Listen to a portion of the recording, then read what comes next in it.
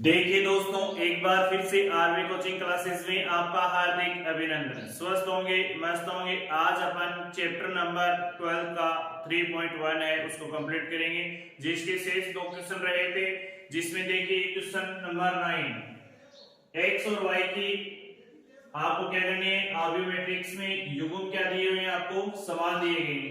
जब आपके पास दो मैट्रिक्स दिए गए हैं और दोनों ही मैट्रिक्स की कोटि क्या हो, समान, तो अपन क्या करते हैं, संगत अवयवों की आपस में तुलना करते हैं दोनों तरफ। तो अपन लिख सकते हैं ना कि इसकी कोटि कितनी है 2/2 की, और इसकी भी कोटि कितनी है 2/2 की। तो अपन लिख सकते हैं हल में दिए गए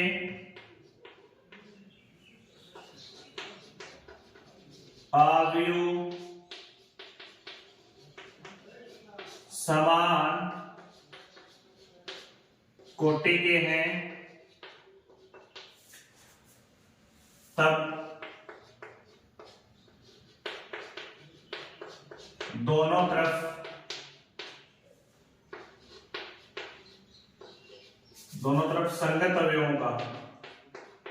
संगत अवयवों की तुलना करने पर। अब अपन संगत अवयवों की तुलना करेंगे, एक्स और वाई की वैल्यू याद करेंगे सबसे पहले। तो देखिए ये a11 है और इस मैट्रिक्स का a11 ये है, तो मैं क्या लिखूंगा 3x + 7 बराबर क्या लिख दूंगा 0। और आप जानते हैं कि ये संख्यात्मक मान है, इसको उधर भेजोगे तो क्या आएगा 3x, पक्षांतरण करने पर माइनस का 7 आ जाएगा, क्योंकि यहाँ पर ये पहले पॉजिटिव है, बराबर के उस पार जाते हैं कैसा हो जाएगा ऋणात्मक। अब देखिए इसमें आपको वैल्यू दी गई है 3x और ये माइनस का 7, तो 3 का क्या दे दोगे इसमें भाग, तो क्या जाएगा -7/3। x की वैल्यू तो ये आ गई है। अब अपन तुलना इससे करवा देते हैं a21 से, a21 की a21 से तुलना करोगे तो y + 1 बराबर क्या जाएगा 8, क्योंकि हमें y की वैल्यू चाहिए इसलिए अपन इससे करवा रहे हैं। चाहो तो आप इससे भी करवा सकते हो। तो ये उधर जाएगा, प्लस का है तो क्या हो जाएगा माइनस का, पक्षांतरण करने पर 8 - 1 कितना आ जाएगा, y की वैल्यू कितनी आ जाएगी 7। तो x का मान तो आ गया -7/3 और y का मान आ गया आपके पास 7। तो अब देखिए ऑप्शन पहला है जिसमें x बराबर दिए गए -1/3, तो x की वैल्यू तो अपनी आई थी -7/3, तो इसमें तो है ही नहीं x की वैल्यू, तो ये कैंसिल हो जाता है। फिर देखिए y की वैल्यू 7 तो है, लेकिन x की वैल्यू अपने पास यहाँ पर कितनी आ रही है -7/3, तो ये भी नहीं है, फिर ये भी नहीं है, लेकिन इसमें क्या है ज्ञात करना संभव नहीं है।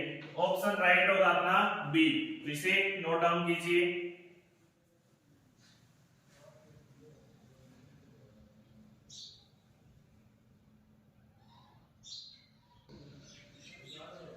देखिए क्वेश्चन ऑब्जेक्टिव टाइप क्वेश्चन है कि 3/3 कोटि की क्या होनी चाहिए, आपके पास एक अवयव होनी चाहिए, उसमें कुल कितनी संख्याएं होंगी जिसका प्रत्येक प्रविष्टि आपको कितनी दी गई है 0 और 1। आपको दो प्रविष्टि दी गई है 0 और 1, और वो भी 3/3 के मैट्रिक्स में अप्लाई करनी है। तो आपको पूछा है कि कुल कितने अवयव हो सकते हैं। तो देखिए 3/3 का मैट्रिक्स है, कहने का मतलब मैट्रिक्स कैसा होगा a11 a12 a13, फिर a21 a22 a23, फिर a31, फिर a32 a33। तो ये देखिए 3/3 का मैट्रिक्स हो गया, यानी रो भी 3 हो गई और कॉलम भी कितने हो गए 3। m और n की वैल्यू कितनी है यहाँ पर 3, यानी एक वर्ग अवयव है वो 3/3 का मैट्रिक्स है। अब देखिए इसमें अगले ने क्या बोला है कि दो प्रविष्टि है 0 और 1, यानी अपन कह सकते हैं ना कि 3/3 का वर्ग अवयव है जिसमें कुल अवयव कितने हुए 9 है, लेकिन प्रविष्टि कितनी है, लेकिन प्रविष्टि 0 व 1 दी गई है। तो प्रविष्टि 0 और 1 यानी 2 प्रविष्टियां हुई, यानी इस स्थान को भरने के लिए हमें या तो अपन 0 लेंगे या 1 लेंगे, मतलब 2 कंडीशन लेंगे। इस स्थान को भरने के लिए भी अपन कितने कंडीशन लेंगे, 2, और इस स्थान को भरने के लिए भी अपन कितने कंडीशन लेंगे, 2। तो अपन कह सकते हैं ना 0 प्रविष्टि की कुल विधियां, 0 प्रविष्टि आने की कुल विधियां कितनी होगी। देखिए 2 की पावर क्या कर सकते हो आप, 9 कर सकते हो। 2 की पावर क्या कर सकते हो, 9, क्योंकि आप या तो 0 ले या क्या लोगे, 1 यदि कंप्लीट भर जाता है तो आप 0 होने की प्रविष्टियां आप कितने लिख सकते हो, 2 की पावर 9।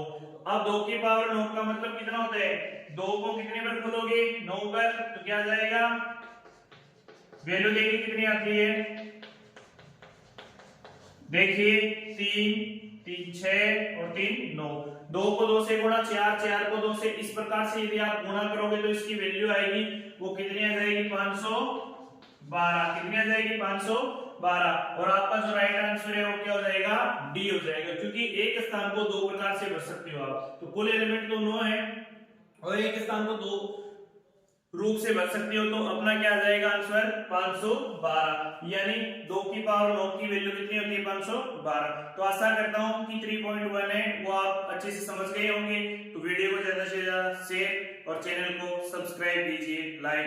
जय हिंद, जय भारत।